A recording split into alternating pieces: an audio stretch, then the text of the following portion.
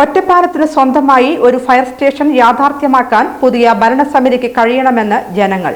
വീണ്ടും ഒരു തദ്ദേശ തെരഞ്ഞെടുപ്പ് കൂടി കഴിഞ്ഞു. ഇനി ഫലമറിഞ്ഞാൽ ആര് ഭരിക്കുമെന്ന കാര്യത്തിലും തീരുമാനമാവും. 5 വർഷം കൂടുമ്പോൾ ഒരു തിരഞ്ഞെടുപ്പ് വരും. ചിലർ ജയിക്കും, ചിലർ തോൽക്കും. തിരഞ്ഞെടുപ്പ് സമയത്ത് നൽകിയ വാഗ്ദാനങ്ങൾ എല്ലാം മറന്നും പോവും. അങ്ങനെ വർഷങ്ങളായി ഒറ്റപ്പാലത്തുകാർ പറഞ്ഞു മടുത്ത ആവശ്യമാണ് ഒരു ഫയർ സ്റ്റേഷൻ. നിലവിൽ 39 വാർഡുകളുള്ള നഗരസഭയാണ് ഒറ്റപ്പാലം. ഈ ഭാഗത്ത് എന്തെങ്കിലും തരത്തിൽ അപകടങ്ങളോ തീപിടുത്തമോ ഉണ്ടായാൽ ഷൊർണൂരിൽ നിന്നുള്ള ഫയർഫോഴ്സ് എത്തണം. 13 കിലോമീറ്റർ ദൂരമുണ്ട് ഷൊർണൂരിൽ നിന്നും ഒറ്റപ്പാലത്തേക്ക്. അതിലും കൂടുതൽ ദൂരമെടുക്കും അമ്പലപ്പാറ പഞ്ചായത്തിലേക്ക്. ഏറെ കാലമായി ഇങ്ങനെ ഒരു ആവശ്യം ഉയർന്നു വരാൻ കഴിഞ്ഞിട്ട്, എങ്കിലും ഇതിന് സ്ഥലം കണ്ടെത്താൻ കഴിഞ്ഞിട്ടില്ല എന്നതാണ് വാസ്തവം.